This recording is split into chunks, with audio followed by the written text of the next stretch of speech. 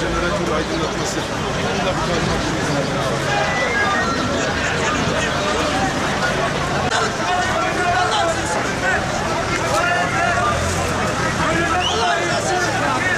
ya ne bu ya? Çıkın dışarı. yardıklarını biraz. Burayı siz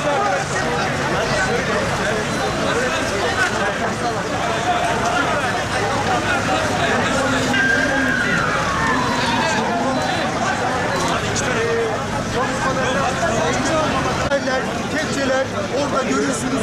Tekrar belirtmekte fayda var. Burada iki farklı bir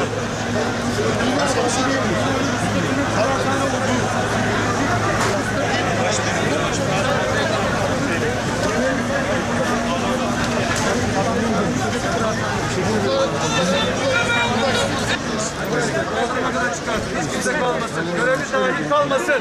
Görevi dahi kalmasın.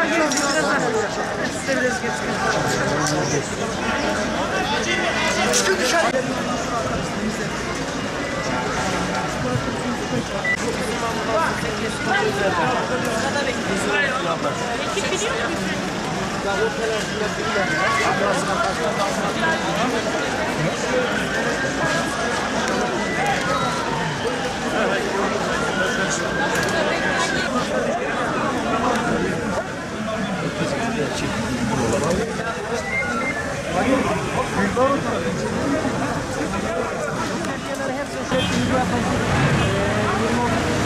Ama şu an daha fazla olduğunu görüyorum. Ev üzerinde, çevrede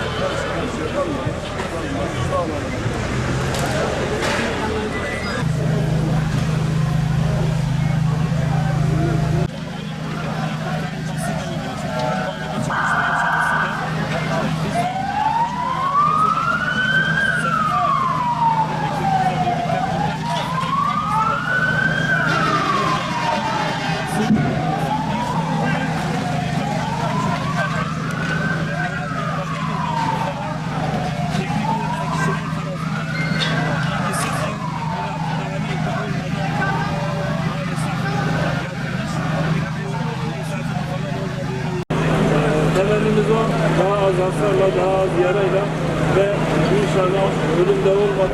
İlimiz Merkez İnönü Caddesi'nde 2 katlı bir binada saat 16.50 sıralarında çökme meydana geliyor. Bu çökme sırasında üst katta bulunan kahvehanede olay yerinde bulunan vatandaşlarımız tarafından, kendi çabasıyla bulunan vatandaşlarımız tarafından ifade edilen yaklaşık 15 kişi var. Yine binanın alt katında bir çalışma olduğu ifade ediliyor. Tadilat. Bu tadilatta çalışanlar da var. Onların da 2 kişi olduğu. Bir de tavuk satışı yapan bir iş yeri var. O iş yerinde çalışanların kendi çabasıyla çıktığı ifade ediliyor. Şu ana kadar 13 kişi sağ olarak kurtarıldı enkazdan. 3 vatandaşımız daha önce kendi çabalarıyla çıktığı için herhangi bir tedaviye ihtiyaçları yoktu. Şu anda 13 kişiden, hastaneye yatan 13 kişiden 3 kişi taburcu oldu. 2 vatandaşımızın akciğerlerinde kanama olduğu için şu anda yoğun bakımda takip ediliyorlar. Ama hayati tehlikeleri yok şu anda. Diğer vatandaşlarımız da hafif yaralı. Onların da tedavisi devam ediyor. Dolayısıyla şu anda kurtarılanlar arasında hayati tehlikesi bulunan olmadığını söyleyebiliriz. Şu anda çalışmalar devam ediyor. Arkadaşlarımız bir kişiden ses aldıklarını ifade ettiler.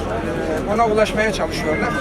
Enkaz altında verilen sayılara göre çok fazla kişi olmadığını tahmin ediyoruz şu anda. Ama titizlikle bu çalışmalar devam ediyor. Buradaki vatandaşlarımızdan ricamız lütfen olay yerinden uzak dursunlar. Çünkü AFAD ekiplerimiz, belediye itfaiye ekiplerimiz yapmış olduğu çalışmalarda sessizliğe ihtiyaç duyuyorlar. Bu dinlemeler için enkaz tam olarak kaldırıldıktan sonra belki tam olarak manzarayı görebileceğiz. Ama sevindirici olan şu ki şu ana kadar kaybetmiş olduğumuz vatandaşımız yok. Oluruz diye ifade etmek istiyorum. Gece vakti yeterli aydınlatmamız var. Ekiplerimiz yeterli. Yine Elazığ, Diyarbakır gibi illerimizden de, Tunceli illerimizden de takviye AFAD ekibi talep ettik. Onlar da bir kısmı ulaştı, bir kısmı da ulaşacak. Sabaha kadar nöbetleşe çalışmalarına devam edecekler bu arkadaşlarımız. Bu binayla ilgili bilgiler Çevre Şehircilik İl Müdürlüğümüzden aldık. 24 Ocak 2020 depreminden sonra yapılan tespitlere göre bina hasarsız olarak geçiyor. Ve bu şekilde hasar tespiti kesinleşmiş. Dolayısıyla depremden dolayı bir hasar oluşmadığı anlaşılıyor binada. Yalnız binada tadilat çalışması yürütüldü. Alt kattaki dükkanlarda yine bilgi sahibi vatandaşlarımız tarafından ifade ediliyor. Bu tadilat çalışmasından dolayı bir deformasyon oluşup oluşmadığıyla ilgili Cumhuriyet Başsavcılığı soruşturmasına devam ediyor.